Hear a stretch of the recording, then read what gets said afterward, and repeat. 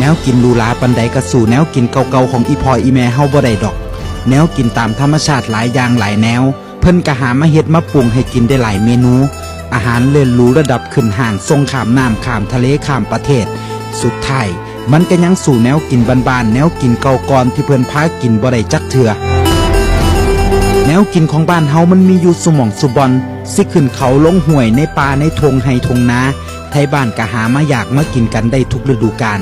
ยามงานบุญงานหับแขกเพิ่นก็พากันเฮ็ดแนวกินบ้านเฮา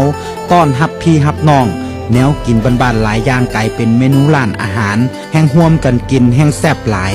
แนวกินหลายอย่างก็กลายเป็นแนวกินโฮมคนเอิ้นหมู่เอิ้นพวกมากินแนวกินหลากหลายอย่างกลายเป็นหน้าตาภาพแทนวิถีชีวิตของไทยบ้านเฮาเป็นภาพแทนความทรงจำในวัยแนวกินลูลาปันใดกระสู่แนวกินเก่าๆของอีพออีแม่เฮาบ่ได้ดอกแนวกินตามธรรมชาติหลายอย่างหลายแนวเพิ่นก็หามาเฮ็ดมาปรุงให้กินได้หลายเมนูอาหารเลิศหรูระดับขึ้นห่างส่งข้ามน้ำข้ามทะเลข้ามประเทศ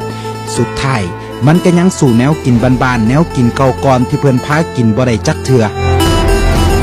แนวกินของบ้านเฮามันมีอยู่สุหม่องสุบอนสิขึ้นเขาลงห้วยในป่าในทงไห้ทงนาไทบ้านก็หามาอยากมากินกันได้ทุกฤดูกาลยามงานบุญงานหับแขกเพิ่นก็พากันเฮ็ดแนวกินบ้านเฮาต้อนรับพี่รับน้องแนวกินบ้านๆหลายอย่างกลายเป็นเมนูร้านอาหารแห่งร่วมกันกินแห่งแซ่บหลายแนวกินหลายอย่างก็กลายเป็นแนวกินโฮมคนเอิ้นหมู่เอิ้นพวกมากินแนวกินหลากหลายอย่างกลายเป็นหน้าตาภาพแทนวิถีชีวิตของไทยบ้านเฮาเป็นภาพแทนความทรงจำในวัย